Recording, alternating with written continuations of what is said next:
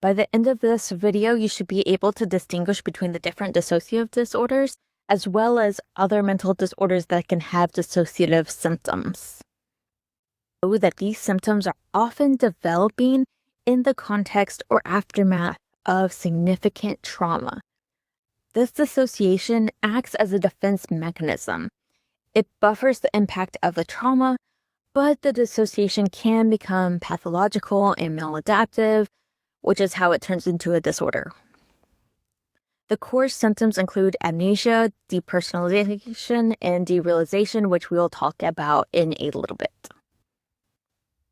All right, so you need to know dissociative amnesia. So dissociative amnesia is the inability to recall important audiographic information, usually in context of traumatic, stressful events, and is inconsistent with ordinary forgetfulness. Of note, the procedural memory is preserved, and this helps when you are taking the test to be able to distinguish dissociative amnesia from dementias. The subtype of dissociative amnesia is dissociative fugue, and I do see dissociative fugue come up pretty commonly on test questions. It is the sudden unexpected travel away from home, accompanied by amnesia for identity or other autobiographical information. They typically use an older person for the questions then because they want to see if you can distinguish dissociative fugue from dementias or delirium. Now, the clinical presentation. Patients often lack insight regarding memory gaps. And as the amnesia resolves and memories return, there is an increased suicide risk. Now, for therapy, CBT is always the answer on test questions, and hypnosis can also be used. No medications are helpful for the amnesia itself. Next, we have depersonalization and derealization disorder. Experiences of detachment.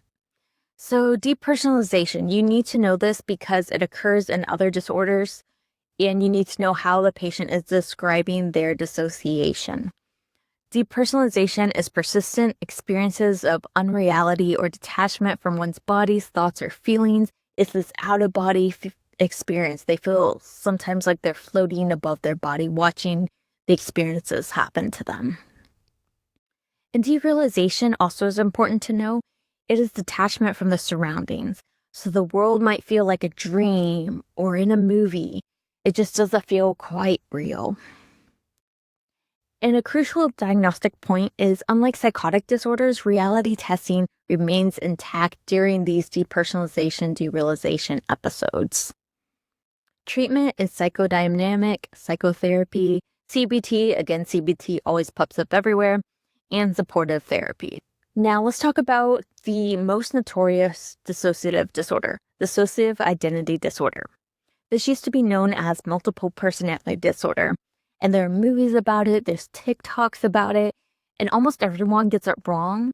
So let's get it right for the test question.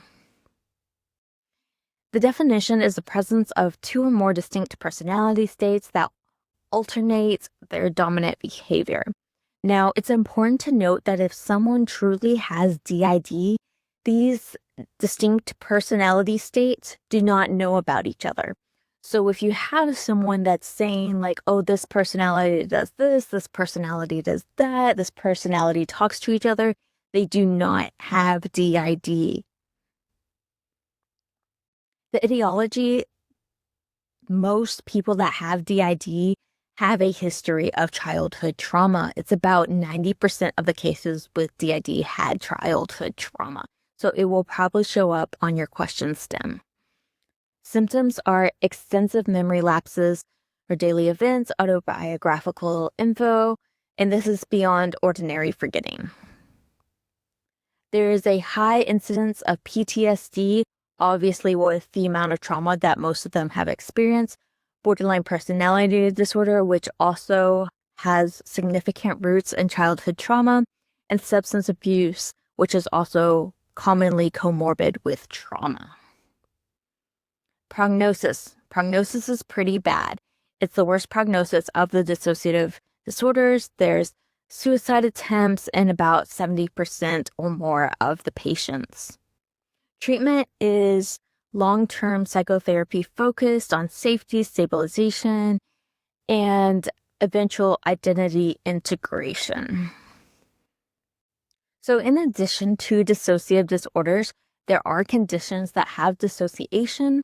So you have to be on the lookout for these disorders so that you can distinguish, is this a primary dissociative disorder or is this a disorder with dissociation? So one of the big ones is PTSD. PTSD can have dissociation, so you want to be on the lookout for other PTSD symptoms that could indicate that it is PTSD with dissociation, not a primary dissociative disorder. Likewise, borderline personality disorder can have dissociative symptoms. In fact, that is part of the criteria for borderline personality disorder. But this person would also probably be cutting. They would probably have unstable relationships. They might have feelings of emptiness or have rapid mood swings. They would have other things in addition to the dissociation.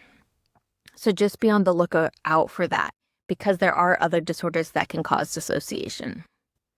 These disorders can be very tricky in the heat of the moment. So let's go over key features very quickly so that you can quickly get them right on the exam. So are there recurrent gaps in the autobiographical memory? If yes, amnesia. Are there distinct identity states?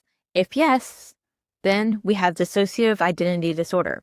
If it's no, then it's dissociative amnesia. What if there's no recurrent gaps in autobiographical memory? Then is reality testing intact during the episodes? If yes, then it's depersonalization, derealization. Remember, dissociation has reality testing intact.